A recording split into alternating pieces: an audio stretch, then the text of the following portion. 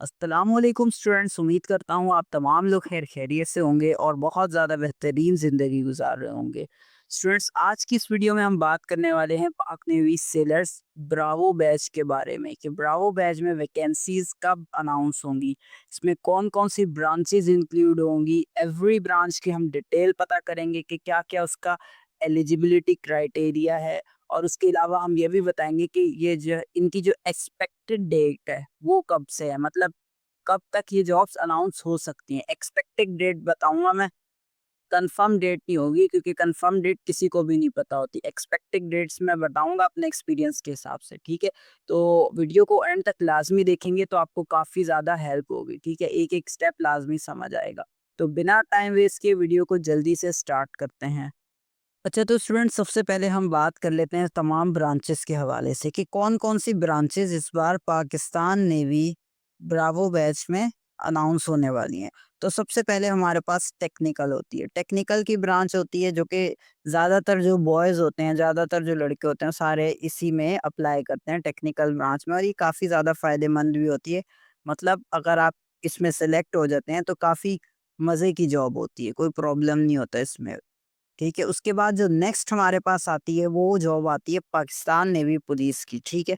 Pakistan navy police में अगर आप लोग अप्लाई करना चाहते हैं, इसमें हाइट रिक्वायरमेंट थोड़ी-सी ज़्यादा होती है। अभी मैं इनके एलिजिबिलिटी क्राइटेरिया भी सबके बताऊँगा, टेंशन ना लें, ठीक है। पाकिस्तान नेवी पुलिस में आप लोग अप्लाई कर सकते हैं। देन आती है हमारे पास क्या, पाकिस्तान नेवी मरीन्स। मरीन्स की भी फिर एक ब्रांच आ जाती है। मरीन्स की ब्रांच जो है वो भी बड़ी ज़बरदस्त ब्रांच होती है। उसके बाद जो हमारे पास लास्ट ब्रांच होती है वो होती है एफएमटी की, फीमेल मेडिकल टेक्नीशियन। जी हाँ, ये गर्ल्स इस ब्रांच का बहुत बेदर्दी से इंतज़ार कर रही होती हैं, तो इसके बारे में भी हम कंप्लीट डिटेल देंगे, तो आप लोगों ने बिल्कुल टेंशन नहीं लेनी। अब चलते हैं हम इनके एलिजिबिलिटी क्राइटेरिया की तरफ। अच्छा स्टूडेंट्स, अब हम देख लेते हैं एलिजिबिलिटी क्राइटेरिया टेक्निकल के लिए। जो एलिजिबिलिटी क्राइटेरिया टेक्निकल का, उसके अंदर age must be 17 to 20 years, यानी कि जो आपकी उम्र है, एज है, वो आपकी 17 से 20 साल होनी चाहिए। Male candidates are eligible only. इसमें सिर्फ मेल ही यानी कि लड़के ही अप्लाई कर सकते हैं, लड़कियां अप्लाई नहीं कर सकती। हाइट जो आपकी 5 फीट 4 इंचेस होनी चाहिए, यानी कि 162.5 सेंटीमीटर होनी चाहिए। अगर आपकी 162 से कम है तो आप एलिजिबल नहीं है, ठीक है। उसके बाद जो मैरिटल स्टेटस है वो अनमैरिड होने चाहिए आप, यानी अगर आपकी शादी नहीं हुई तो ही आप अप्लाई कर सकते हैं। अगर आपकी शादी हो गई है तो आप अप्लाई नहीं कर सकते। मैट्रिक आपकी जो है 65% मार्क्स होने चाहिए मैट्रिक में, ठीक है, एजुकेशन के लिए ये। और मैट्रिक जो है आपका साइंस में किया हुआ होना लाजमी चाहिए। अगर आपने जो है आर्ट्स वगैरह कोई सब्जेक्ट होता है तो उसमें अगर किया हुआ है तो आप लोग नहीं अप्लाई कर सकते। नेक्स्ट ब्रांच की तरफ चलते हैं students, eligibility criteria of police. पाक नेवी की जो पुलिस है उसके अंदर अगर आप लोग एडमिट होना चाहते हैं तो आप इन चीज़ों के एलिजिबल होना चाहिए। किन चीज़ों के, आपकी एज जो है 16 से 20 ईयर्स होनी चाहिए, यानी कि 16 से 20 साल आपकी एज होनी चाहिए। मैरिटल स्टेटस अनमैरिड होना चाहिए, यानी कि आप शादीशुदा नहीं होने चाहिए। अगर आप शादीशुदा हैं आप एलिजिबल नहीं है। नेशनैलिटी आपकी पाकिस्तानी होनी चाहिए। आप पाकिस्तान के अलावा अगर कहीं से नेशनैलिटी रखते हैं तो आप नहीं एलिजिबल। उसके अलावा एजुकेशन आपकी मैट्रिक साइंस होनी चाहिए, मैट्रिक साइंस के साथ वो होना चाहिए। अगर मैट्रिक आपने किसी और सब्जेक्ट में किया है तो आप अप्लाई नहीं कर सकते। आईसाइट आपकी 6/6 होनी चाहिए, मतलब आईसाइट 6/6 का मतलब है बिल्कुल ठीक होनी चाहिए, 100% परफेक्ट आईसाइट होनी चाहिए आपकी, आँखें बिल्कुल खराब ना हो। हाइट आपकी 5 फुट 7 इंचेस होनी चाहिए, 5 फीट 17 इंचेस जो है आपकी हाइट चाहिए। ये ऑलमोस्ट 170 प्लस सेंटीमीटर्स में बनती है, मुझे सही से याद नहीं है। ठीक है, तो ये एलिजिबिलिटी क्राइटेरिया है किस चीज़ का? पुलिस का। स्टूडेंट नेक्स्ट देख लेते हैं हम जल्दी से एलिजिबिलिटी क्राइटेरिया ऑफ मरीन्स। अच्छा, मरीन्स का जो एलिजिबिलिटी क्राइटेरिया होता है वो क्या होता है? तो जल्दी से देख लेते हैं। पहले 60% मार्क्स इन मैट्रिक, कम से कम 60% मार्क्स होने चाहिए आपके कहाँ पर? मैट्रिक में, ठीक है। एज आपकी 17 से 21 साल आपकी एज होनी चाहिए। और हाइट जो है 167.5 सेंटीमीटर आपकी क्या होनी चाहिए? हाइट। आप अनमैरिड होने चाहिए। अगर आप शादीशुदा हैं तो आप अप्लाई नहीं कर सकते।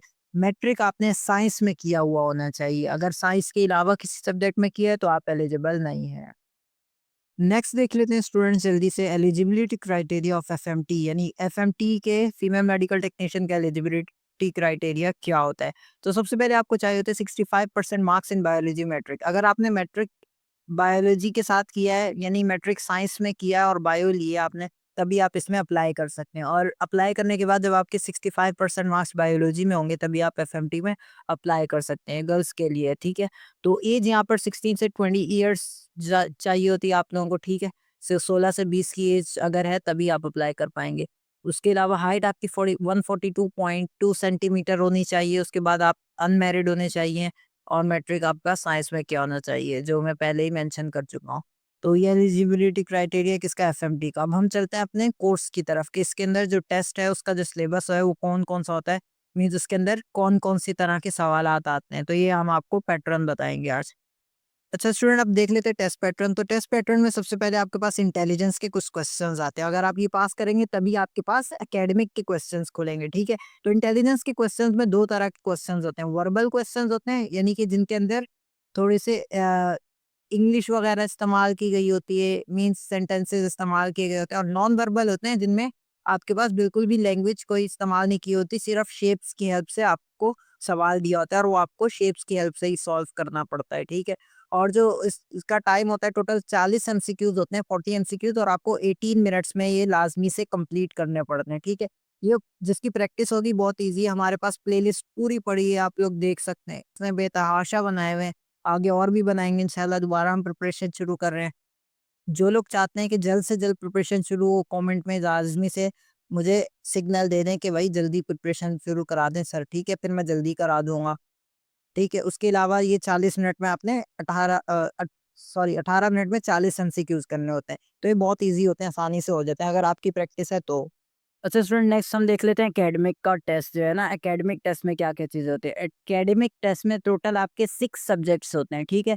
मैथ्स होता है, उसके बाद सेकंड नंबर पे फिज़िक्स होता है, इंग्लिश होता है, कंप्यूटर होता है, जनरल नॉलेज होता है और उसके अलावा क्या होता है हमारे पास, केमिस्ट्री। तो ये कितने 6 सब्जेक्ट्स होते हैं। तो इन 6 सब्जेक्ट्स में से आपको टोटल 40 एमसीक्यूज़ करने होते हैं, जो कि 18 मिनट्स में कंप्लीट करने हैं, ठीक है? 40 एमसीक्यूज़, ये भी 18 मिनट्स में। इसके लिए काफ़ी अच्छी प्रिपरेशन चाहिए होती है। तो ये भी आप लोगों को प्रिपरेशन हमने पूरी कराई हुई है, हमारी और वीडियोज़ आप लोग देखते रहें, बहुत सारे, ज़्यादातर वही आते हैं सवाल, ठीक है? और भी हम इंशाल्लाह दोबारा भी प्रिपरेशन डालेंगे, ठीक है?